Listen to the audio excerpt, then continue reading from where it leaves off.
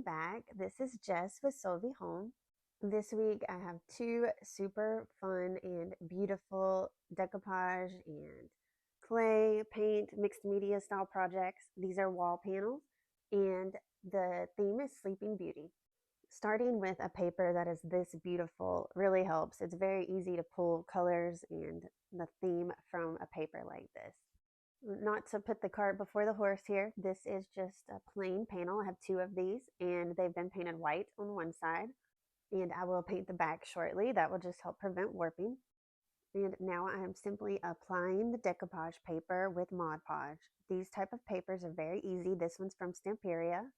Most people that start decoupaging always start with napkins just because that's easy to get, but honestly they're harder to decoupage than a good quality rice or mulberry paper. And you don't have to deal with all the little bumps and ridges that you get with a napkin typically. I hate the little dots in a napkin. I don't know why. That's just one of my cringe things. And now I'm just painting the back of my panels. Why did I choose red? I just wanted to do something colorful. I know you're not going to see it, but I wanted to do something bright and royal. It kind of reminds me of a fairy tale kingdom. And now I'm just starting to work some DOS clay. And this is an air dry medium. As you can tell from my hands, I've already been in the clay mood today. Been doing quite a bit of clay work. And I had this idea to make a tree to drape around here. Now, does this turn out perfect? No. And do I have the right tools for it? Probably not. But I still went for it, and I do end up loving how it turned out. Could it be better? Probably with a different tool to make the bark, but it's okay. I just worked with what I had in the moment. Of course, after this project was done, I found a mold impression for bark that I knew I had somewhere, but I couldn't find it before I did this project. So now I'm just creating a rough tree trunk here, and I'm not gluing it down just yet. I'm going to add a few more pieces to form the trunk with some water. You see me use the little spray bottle, it's just water in that. And I'm just kind of forming it. I'm going to go ahead and put it on my panel permanently in just a moment with Mod Podge. This was just a very rough idea that I had, and I was honestly kind of nervous to try it, but you never know till you try, and that's how you learn. And it does come to life just like I thought when I guess I think about projects for a little bit once I start. I didn't go straight into this clay after my decoupage. I had to think about it for a little while. Sometimes the ideas don't always come straight to me, and I'll put something to the side and just kind of wait for the inspiration to come. So now that I have a rough base of a tree trunk formed, I'm going to go ahead and peel that back off of my panel. And then I'm going to add some Mod Podge straight to my panel.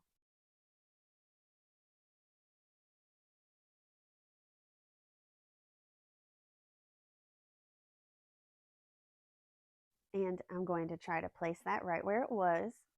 And I just like to pat all over my clay to make sure that it's getting formed to the panel, basically where the Mod Podge is. I need it to be touching at a lot of different points. That way it's actually glued to the panel. And now I'm just taking a little ridged tool that's honestly from a fondant set from Hobby Lobby, and just forming some lines across this tree trunk, some little circles and things, just to give it some bark looking, I don't know what you want to call it, but you can see this tool is just basically like a little clamshell fork almost. It might have a technical name, but I don't know what that is. If you do, you can drop it in the comments. I'm not a super technical person. If you live in the States, Hobby Lobby is a good place to get little tools and things like this because their bakery section is always on sale, and you can use a lot of that stuff for clay. The molds aren't as good. Every once in a while I'll use them, but you can definitely use some of those little tools, especially if you're just starting out and you don't want to spend a lot of money. And this is a blossom mold that will hopefully help me bring my tree to life. I really want some of the draping floral stems to fall into my decoupage paper to look like they're a part of the scene. I always like to tie in the edges, usually with a flower or two in the middle of my scene. So I'm going to make sure to cast some flowers separately as well. And I definitely need some branches. So this is a little tricky. I really need to make this look like a tree and like it goes together. So I'm just going to go for it and try to blend it together. Going to go ahead and add my stem. I'm still using Mod Podge, and I'm putting some of that directly onto my tree trunk. And then I'll just be placing this stem and spraying the stem branch part with water and using that same scraper tool to go ahead and form it straight into that tree trunk. And now I'm just going to play with the clay and add florals, other elements all the way around my panel and frame out my paper and just basically having some fun doing it. This kind of work takes a long time. It does for me at least, but I really, really enjoy working with the clay. Sometimes I just need a certain portion of the mold. You might see me take a leaf or a stem here and there to form the picture in spaces that I need gaps filled. And enjoy this picture coming to life with clay. I've sped it up as much as I could where you can still see what I'm doing.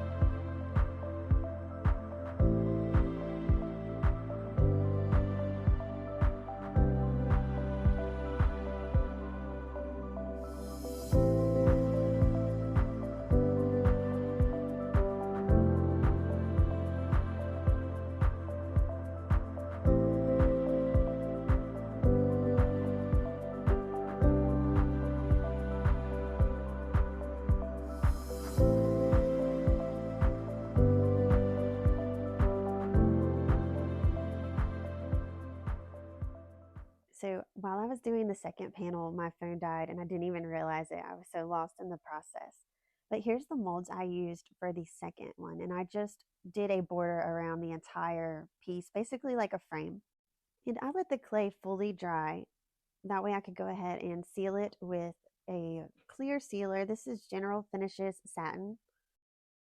And I'm going to do this to both panels over the entire piece, all of the clay, and over my paper again as well.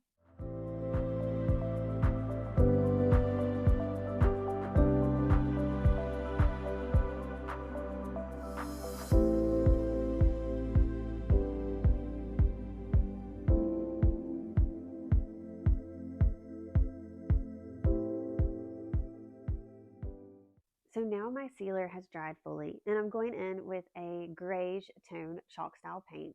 And this is just in an effort to help blend everything together a little bit more to get a good base. I'm going to try and get some of those edges of the paper to have a softer blend by stippling the paint onto those areas.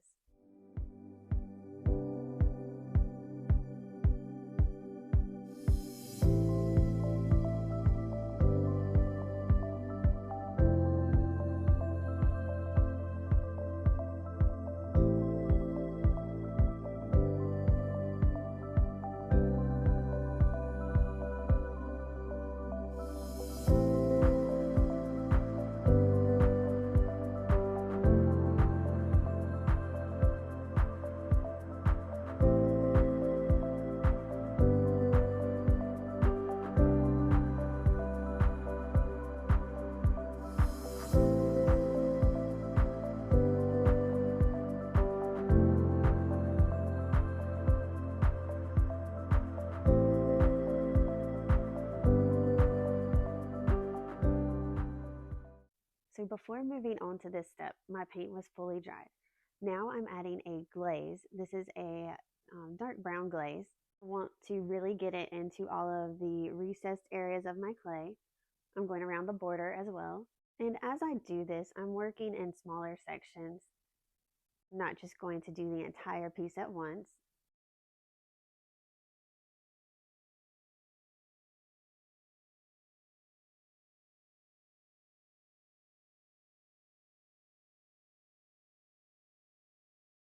I'm just going to take a baby wipe and wipe off the excess glaze.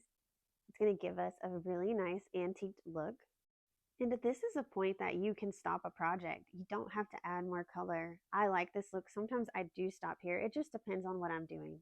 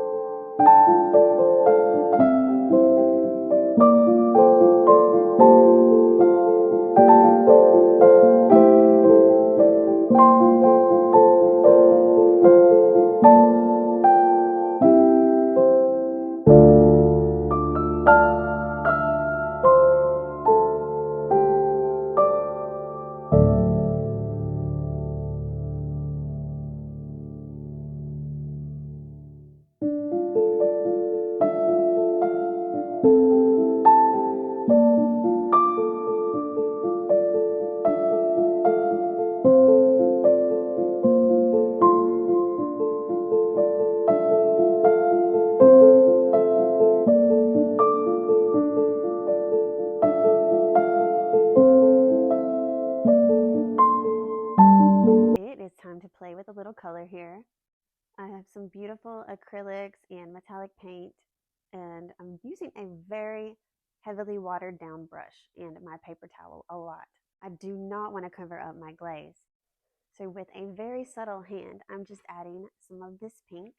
I will try to link all of my colors in the description.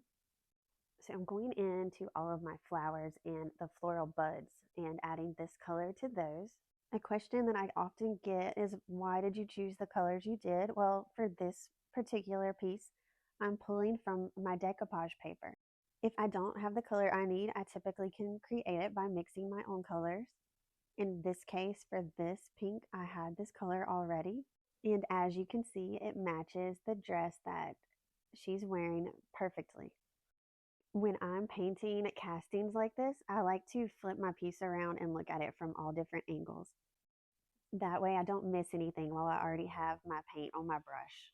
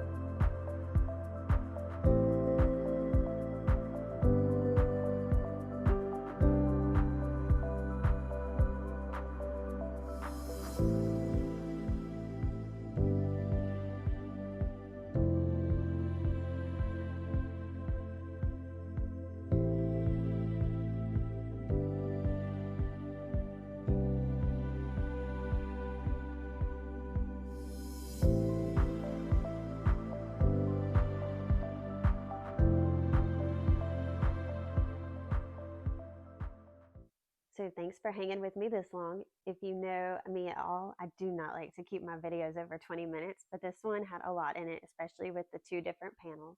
I think the leaves on this composition inspired me to go with the copper tone. And now I'm adding some blue to almost give a patina effect and to tie in that decoupage paper. When I first started adding the blue, you could tell I was a little more subtle about it. If I'm not quite sure of the look I'm going for yet, I always start out with less paint. And now that I see I like it, I'm adding it a little heavier.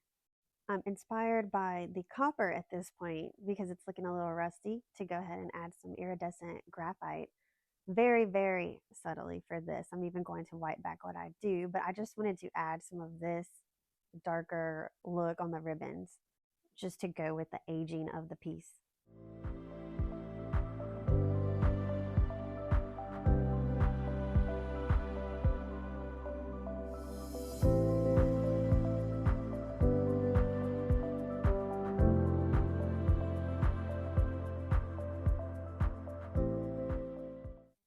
I'm going to go ahead and pop some pink on all of my flowers like I did on the other panel.